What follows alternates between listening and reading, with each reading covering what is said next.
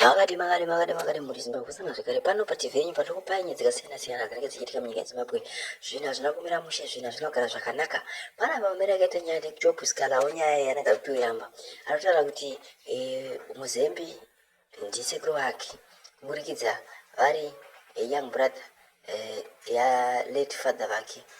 Saka panapa anotaura kuti ada kuti nyaya idzi dzinge dziri dzechokwadi.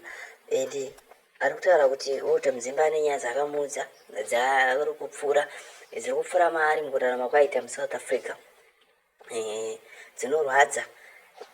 Obva azonzwa futi idzi nyaya dzekunzi akudzoka munomu.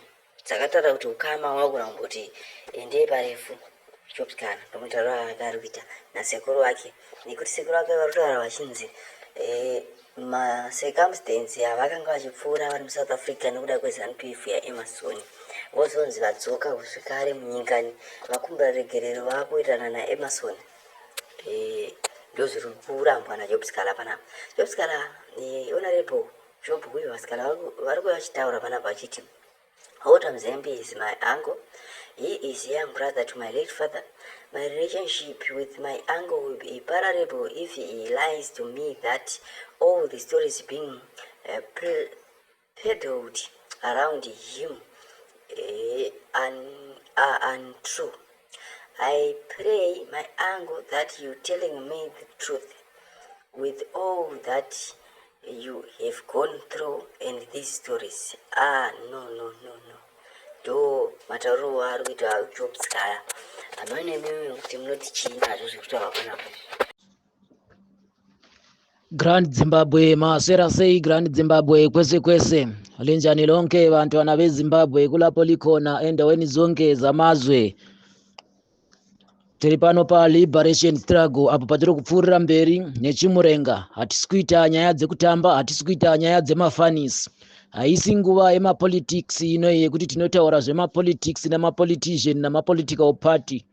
Izvo zvese takasiya, ndizvo zvatakafuratira. Tava kubata basa zvino tisingachadzokere sure. Nguva yaswedera, tiri kuita countdown. Mwedzi yedu yafamba, mazuva edu afamba. Yava nguva yekuti tichitanga kuita basa redu. Saka amavadiwa pese pamuri napese pauri.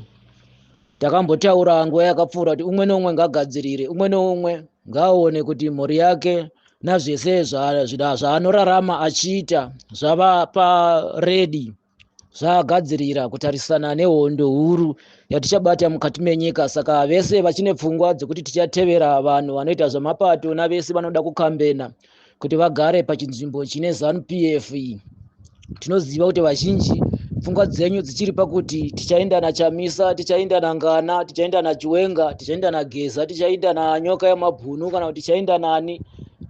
Izvo zvese izvo isusu hatinei nazvo. Hatinei nazvo vari kuita kana nazvo vari kuronga. Kana zvingava zvamaelection zvenyu zvechibumbiro chenyu chemutemo icho chamabva kure icho, hatitori nazvo ende hatifambidzani nazvo. Hatina kana chekuita nazvo izvo. Isusu takamira pachimurenga pahondo. Saka mukanzwa tichiti ngatibvisei mari, tinokumbira kuti napamunogona napo nepamunowana napo isai mari yamunogona, nekuti mari ndio chinhu chikuru chiri kutodiwa pari zvino izvi. Hatisi kugumira paredhiyo chete, asi kuti pari zvino izvi tatova kuenda pachidanho chimwe chichatevera chemari. Paground pari kudiwa mari, nokuti paground pachaitwa basa rakakura chaizvo. Nekuti mukanzwa kuti isusu taakuita shutdown kana kuti taakuita iri protest, muzive kuti zvinenge zvaakuitika ipapo zvinenge zvisati zviri zvinhu zvinodzokera kumashure kana kuti zvina anopikisa. Saka tinenge tichida kuti special team redu, special force yatichange tava nayo, tichazogadzira zvese izvozvo muchazviudza nachairman. Vachakuitirai zvese, muchanzwisisa zvatinenge tichireva kana tichiti tinoda mari. Nokuti pachadiwa motikari dzekufambisa, pachadiwa zvinhu zvekushandisa kuti basa redu riitwe, pachadiwa zvombo, maturusi ekushandisa kuita basa. Kana tikati taakuda kuita paralyze chihurumende chavo ichi, chisystem chavo ichi, tinofana kuchigura mabvi namagokora chishaye basa. Saka tichatanga basa redu tichirirova paground kana tichinge tawana zvinhu zvinenge zvakakwana. Hazvigoni kuti tiende paground tisina zvakakwana. Tinenge tichida backup futi inenge yakasimba yekuti tikati taakuda kuvhara angava maofisi eZANU-PF kana chingava chinyi chinooperatewa neZANU-PF, tikati taakuchivhara nekuti tinoda kuti munyika umu muchatadza kugarika kusvikira zvatinenge tichiita operation yedu tapedza. Ava vanoti tinoda maelection hatizivi kuti vachamaitira paground ripi, kuda vachaitira pamhepo kana pasocial media ndo pavachaitira maelection avo, kana kuti vachaitira kuZambia kana kuMalawi hatizivi, nekuti isu ivhu redu ratakasigwa namadzitateguru tichange tichibata basa pariri. Hakuna musoja kana muporisa achatimisa basa nekuti tinenge tine timu rebackup rakasimba. Ukanza tatumira vanhu kuti endai munoita chakati, hakuna anovamisa, hakuna munhu achanga achisungwa. Hazviitike izvozvo. Hakuna muporisa anosunga murwi wehondo, hakuna muporisa anosunga maambasadha, hakuna musoja anopfuura kana kurwisa maambasadha. Izvo hazvikwanisike, hazviitike nekuti tinenge tine timu rakamirira izvozvo. Basa richange richibatwa paground harina achadzivisa. Tikati taakupinda neapa hakuna anomira, havamire. Tinenge takazvigadzirira zvese izvozvo. Napa vanenge vachibva, napese pavanenge vachitumwa navanhu veZANU-PF tinenge takazvigadzirira, takavavharira mumwena mavo imomo ndo machavavharira. Saka vanhu vachange vachibata basa paground vachange vachingoita basa pachina chinovakanganisa. Ndosaka muchinzwa tichiti tiri kuda mari, tiri kuda mari tichiita zvekutora nyika, nekuti chatisina pari zvino inyika ndo yatiri kuda. Hatigone kuita zvemapolitics zvekuti tikwikwidzane neZANU-PF kana kuti tirwisane nayo nepolitics neballot. Hatiite izvozvo. Taakuda kushandisa inonzi force. Tiri kuda kubvisa zvese zvisystem zvavo nezvavanga vachiita nenyika zvibve mukati menyika yedu, vachanozviitira kwavakafanira. Medu munyika isusu hamuitiwe izvozvo. Zvavo zvekudzvanyirirana namaopposition avo vachivhara vanhu kumeso, vachibata vanhu kumeso, vachiita mabusiness avo, vana Chamisa venyawo, vachiita mari vana Monzora venyawo. Mabusiness kaya avari kuita ekunyepera politics, vachiunganidza vanhu vachinobhadhara mari neZANU-PF. Ibusiness vari kutoraramaka. Haana here mabodyguard Chamisa? Ari kufamba akagadhiwa, imari dzese anovabhadhara nei vanhu vese ivavo? Mabusiness ese ari kumhanyisa ndimiliyonea akaChamisa we. Anodziwa nepi mari? Handiti munoona kuti imi hamuna chenyu. Mavhoti enyu akamaisa kupi Chamisa? Hamuna kumuvhotera akasiya. Akati ndaakudhamba zvepolitics handichaite zvepolitics. Makasiyiwa kako ZANU-PF. Madzosera kuZANU-PF. Iko zvinezvi ZANU-PF iri kuita zvainoda nemi imimi vana veZimbabwe. Iri kukushandisai.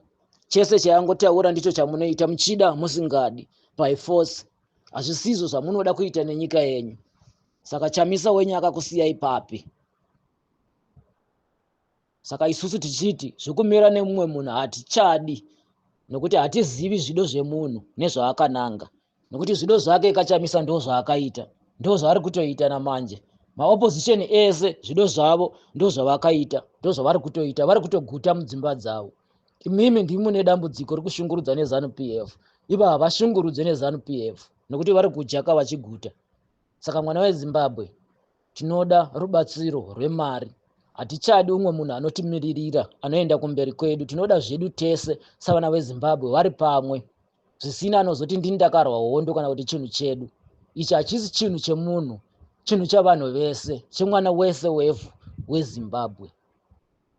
Tinoda kuona iye ana tateguru vakapamba ivhu risiri rake achadzokera neguva ratateguru vake paakabva naro, nokuti hakuna nzvimbo isiri pasi paishe wedzinza reZimbabwe. Zvinhu zvese zvichaitwa restore, zvichadzokera back kuvaridzi vazvo.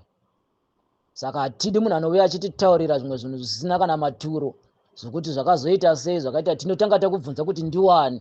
Iko zvino tinoda munhu watinoziva, watinovimba nebackground yatinoziva kuti mwana weZimbabwe ndiye ane chekuita nevhu reZimbabwe, ndiye ane chekuita neupfumi hweZimbabwe. Haungobudi uri muNyasarandi kana uri mumumbwa ungoiva uchitaura zvokuda kuita nenyika isiri yako, zvokuda kufoma kana chingava chibato chako munyika isiri yako. Endai munozviitira kune madzinza enyu kwaakabva, kune ushe hwenyu hwedzinza renyu.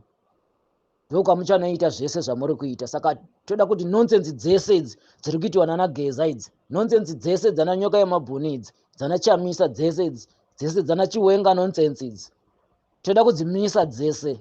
Hapana chinoopareta, ngavaite zvavari kuita sevari kutamba nenguva. isusu takuda nyika yedu kutanga tisati taita zvese zvemapati izvi zvananingi zvana chakadeno chikadeno. Hatinei nazvo zvese izvo. Toda kutanga tatora nyika kutanga tozoona kuti vanoda kuita zvemapati vachazoita, vanoda kuita zvemapoka vachitevera vachivhoterwa navanhu vachazoita. Asi takutarisa kuti ndiwani, unobva kupi, wakaberekerwa kupi, baba vako wakazvarirwa kupi, sekuru vako vakabva nepi kuti vagare mukati menyika yeZimbabwe. Ndipo patichanotangira ipapo paZimbabwe itsva. Saka tinoda mari yekuti tiwane zvikwanisiro sokuti tive nepatinotemba nebackup yedu sezvavanoita ivo mamumbwa mabvakura aya. Vanotemba kane zvimabhogasi zvimasoja zvavo nezvimapurisa zvavo zvekubiridzira izvi zvavanenge vachishandisa kana pakaita protesti kana kuti pakaita vanhu vanoratidzira, vanoshandisa kazvimasoja zvavo zvenhema. Saka tichange tiine backup yedu yakasimba yekuti panenge taisa vanhu vedu hapana anosvikapo. Vachingoda kubuda kukamba ikoko ndokwateti tichivavharira kukamba kwavo ikoko. Tinotsira ikoko, hakuna mupurisa anosvika pavanhu, hakuna musoja anosvika pavanhu. Tinenge tiine communication yekuti ani nani leader, angava musoja, muCIO, mupurisa, eni angoda kuita action kumba kwake kunenge kuchitsva, mhuri yake inenge ichiparara. Angoda kusimudza musoro chete tinenge tichiziva tina mapoka edu atinoziva kuti angoda kuita zvimwe zvinhu zvanotipikisa, mhuri yake inenge ichiparara, musha wake unenge uchiparara, acharara musango. Hatina kana mafani, haisi nguva yekutamba ino, tiri pahondo. Hatisi kuda kuita zvemafanisi navanhu vanouya vachitaura zvimwe zvinhu zvisina basa zvanosora vachiparidza kumasocial media nezvimagurupu zvina mazita avanhu izvi zvanangana izvo. Hatidi chinhu chemunhu pari zvino. Zimbabwe haisi pastate iyoyo. Zimbabwe iri pakuda kutorwa idzosere kuvana vevhu vaite zvavanoda nenyika yavo, kwete kuita sekuti tiri vatorwa tiri mumusha medu matakaberekerwa toita kunge vatorwa. Hazvigoni izvozvo. Usava mberi, usava shure, usava pakati, asi ivapo. Bvumavaranda Dewa, Murozvi.